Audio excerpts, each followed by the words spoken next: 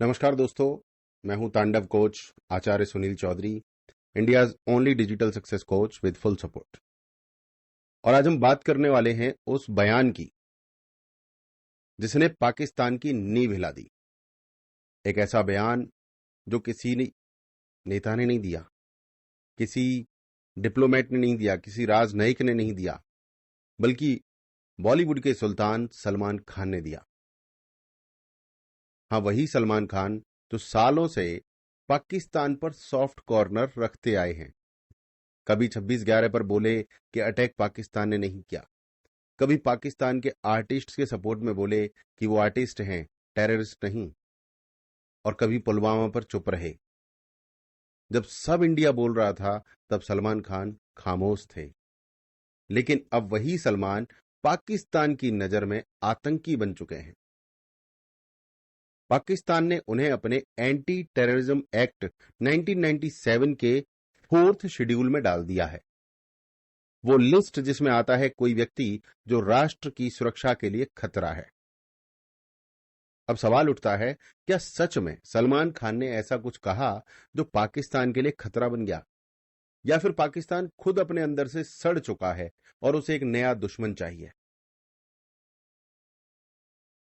Joy forum 2025, Riyadh, Saudi अरब की चमचमाती राजधानी। स्टेज पर 3 दिग्गज बैठे थे, शाहरुख खान, आमिर खान, सलमान खान। बात चल रही थी इंडियन सिनेमा की ग्लोबल पावर की। और तभी सलमान बोले, so many people from countries have come here, people from Balochistan, from Afghanistan, from Pakistan, everyone is working here. बस यही लाइन पाकिस्तान के लिए बम बन गई, क्योंकि इस एक लाइन में सलमान ने बलूचिस्तान और पाकिस्तान को अलग अलग एंटिटी की तरह गिना। अब सोचिए, वही पाकिस्तान जो बलूचिस्तान पर कब्जा करके बैठा है, वो कैसे बर्दाश्त करेगा कि दुनिया के सामने कोई बोले बलूचिस्तान अलग है। पाकिस्तान के अखबारों से लेकर उसके टॉक शो तक हर जगह यही चर्चा। सलमान खान ने भारत का एजेंडा चला दिया, इंडियन प्रोपेगेंडा फैलाया गया, बॉलीवुड अब रॉ का टूल है। पर असलियत क्या है? असलियत यह है कि पाकिस्तान को डर लग गया है कि अब बलूचिस्तान का नाम ग्लोबल मंचों पर आने लगा है। बलूचिस्तान पाकिस्तान का सबसे बड़ा प्रांत, कुल जमीन 46%, लेकिन जनसंख्या सिर्फ 6%। ये इलाका सोने, गैस, तेल, कॉपर, यूरेनियम से भरा हुआ है। फिर भी यहां के लोग गरीबी में जी रहे हैं। बेरोजगारी सबसे ज्यादा है और चारों तरफ आर्मी कैंप्स ने घेरा हुआ है। यहां का असली सच यह है कि पाकिस्तान बलूचिस्तान को अपने देश का हिस्सा नहीं समझता है, वो उसे एक कॉलोनी समझता है। 1948 में अंग्रेजों के जाने के बाद कलात स्टेट, आज का बलूचिस्तान, ने स्वतंत्र रहने का फैसला किया, लेकिन कुछ ही महीनों में पाकिस्तान आर्मी ने दबाव डालकर उसे मर्ज करवा लिया। मैं यहां पाकिस्तान की तारीफ करूंगा, और हमारे नेहरू जी ने पीओके दे दिया। पाकिस्तान ने बलूचिस्तान ले लिया और हमारे नेहरू जी ने पीओके दे दिया। खैर, वो टॉपिक अलग है, उसको अलग रखते हैं। तो पाकिस्तान ने बलूचिस्तान पर कब्जा कर लिया। तब से अब तक 5 बड़े विद्रोह हो चुके हैं। 1948, 1958, 1962, 1973 और 2004 से अब तक उनका विद्रोह चल रहा है। हर बार वही कहानी, प्रदर्शन, गोलियां, गायब होते एक्टिविस्ट्स, ह्यूमन राइट रिपोर्ट्स में किल and dump policy. Amnesty international और ह्यूमन राइट्स वॉच कहती हैं बलूचिस्तान में लोग उठाए जाते हैं और उनके शव सड़क किनारे फेंक दिए जाते हैं। अब देखिए आयरनी, जो सलमान खान मिडिल ईस्ट में सैकड़ों बलूच वर्कर्स के बीच में बैठे थे, उन्हें शायद पता नहीं था कि एक सिंपल कॉम्प्लीमेंट बलूच आंदोलन के लिए ग्लोबल एक्नॉलेजमेंट बन जाएगा। अब असली सवाल आता है, क्या ये सिर्फ एक स्लिप ऑफ टंग था या कुछ और इस बात में गहराई है? मामला क्या है पूरा? सलमान खान मिडिल ईस्ट में बेहद पॉपुलर हैं। उनकी फिल्में सुल्तान, बजरंगी भाईजान, टाइगर जिंदा है गल्फ में सबसे ज्यादा देखी जाती हैं। वो अरब फैमिली से नजदीकी रखते हैं।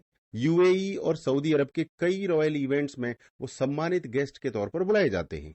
यानी उनकी बात सिर्फ बॉलीवुड तक नहीं, डिप्लोमेटिक सर्कल्स तक सुनाई देती है। अब रियाद का मंच, जहां सऊदी अरब खुद पाकिस्तान से दूरी बना रहा है और ईरान इंडिया के साथ नए ऑयल कॉरिडोर्स पर चर्चा कर रहा है। वहीं सलमान खान का यह कहना कि people from Balochistan are working here एक सिंबॉलिक अलाइनमेंट बन गया। शायद उन्होंने सोचा भी नहीं होगा कि उनकी ये लाइन सॉफ्ट डिप्लोमेसी का पावरफुल मूवमेंट बन जाएगी। अब एक और दिलचस्प बात, सलमान खान का खानदान पेशावर और बलूचिस्तान बेल्ट से एंसेस्ट्री रखता है। उनके दादा अब्दुल रशीद खान बलूच सीमा के पास अफगान पठान क्षेत्र से थे, इसलिए जब वो बलूचिस्तान बोलते हैं तो उनके लिए इमोशनल ज्योग्राफी भी है। और यही बॉलीवुड इमोशनल डिप्लोमेसी का फ्यूजन अब पाकिस्तान के लिए नाइटमेयर बन गया है। मित्रों, बात करते हैं असली वाली। पाकिस्तान सलमान खान को टेररिस्ट घोषित करता है, पर जिस देश में ओसामा बिन लादेन को शहीद कहा जाता है, जहां दाऊद, हाफिज सईद, मसूद अजहर सेलिब्रिटी माने जाते हैं, वो देश अगर सलमान खान को आतंकी बोले तो समझ लीजिए उसकी हिपोक्रेसी अपनी सीमा पार कर चुकी है। ये पूरी घटना हमें 3 बातें सिखाती है। नंबर 1, शब्द भी बम होते हैं। जब सलमान जैसे सुपरस्टार अंतर्राष्ट्रीय मंच से बोलते हैं तो उनके शब्द कूटनीति की जमीन पर कंपन पैदा करते हैं। नंबर 2, पाकिस्तान का डर उसकी कमजोरी है। जो देश अपने ही प्रांत के नाम से कांप जाए वो स्थिर नहीं रह सकता। और नंबर 3, इंडिया को सॉफ्ट डिप्लोमेसी को हार्ड स्ट्रेटेजी में बदलना चाहिए। अगर एक अभिनेता की लाइन से पाकिस्तान हिल सकता है तो सोचिए भारत अपने शब्दों से कितनी दुनिया हिला सकता है। और शायद अब सलमान खान को भी समझ आएगा कि न्यूट्रल रहना भी कभी कभी सत्य के खिलाफ होना होता है।